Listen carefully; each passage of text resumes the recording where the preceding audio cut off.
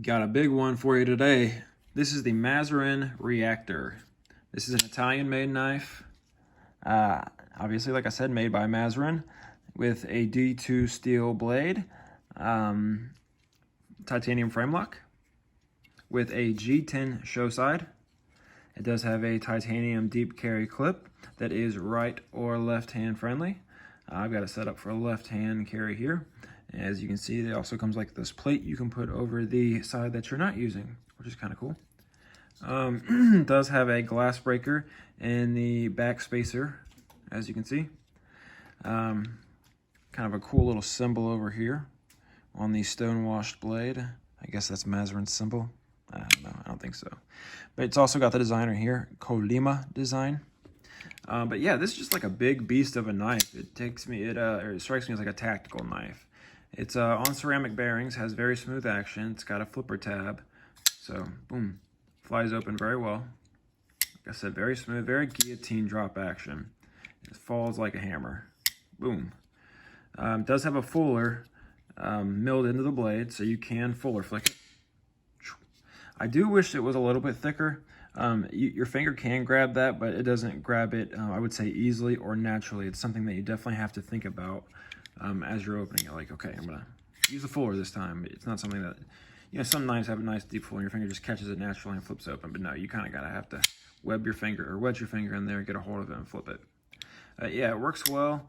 The lockup's great. There's no blade play. As you can see, it's got nice early lockup.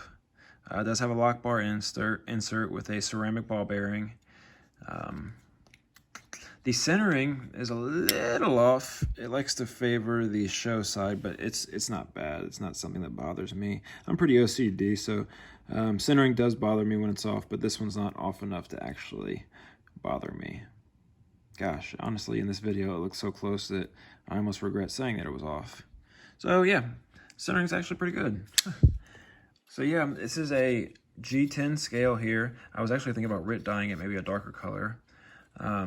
The knife came very sharp out of the box. Great edge, D2 steel. Some people, consider it a budget steel, but 10 years ago it was a premium steel. So it just goes to show you how far we've come with knife steels and how snobby we can be. I like D2. I think D2 is a fine steel. I've got several knives that have D2, never had a problem with it. But since these Chinese companies are all coming out with D2, people are starting to think it's like a cheap steel. But I don't agree with that. I think it's just fine, And keeping, this knife I think retailed 180-ish. I found it on a website, brand new in box, for $139, I believe.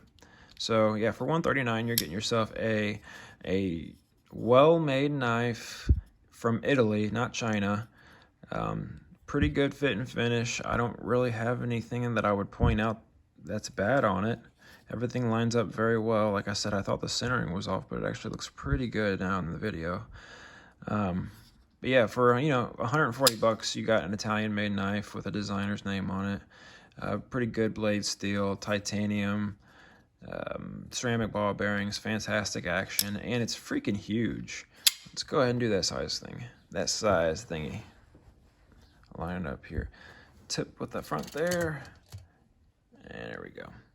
As you can see, you're right over 4 inches, maybe 4.1, 4.2 inch, and overall you're at about 9 1/4, almost 9.5 inches. So it's a big knife. Definitely, I would say a tactical knife, if there is one. Here's the size comparison. I've got some other big knives to compare it to. Here's Contigo, another big ass knife. Let's do tip to tip.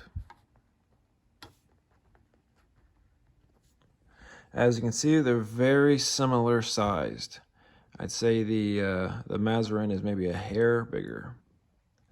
But yeah, and it's not too heavy either. I think this knife it's definitely under 6 ounces. So even though it's a very big knife, it's not too heavy or cumbersome to carry. I have carried it several times and have not had any issues. Slides in and out of the pocket very well. And as you can see, it's got a slim profile, and so that really helps, the carrying of it. And the titanium is also milled. I guess I didn't mention that, but yeah, as you can see in there, the titanium side does have extensive or a decent amount of milling, which also reduces the weight. And same thing goes for the G10 side. Okay. So yeah, so overall you've got yourself a nice big knife made in Italy, good fit and finish, fantastic action. I will say the detent's on the weaker side. You can definitely fail to fire this thing if you don't see it's. But I think that was more of an intentional design, just because with it being like a tactical knife, a knife you might have to pull out, in a moment's notice. You don't want something that you have to fight to flip open. You want something that's just gonna, fall open in a lot of different ways. At least that's my thinking behind it. So yeah, overall I think it's a great knife, especially for the $140 I paid for it. So yeah, Maserin Reactor.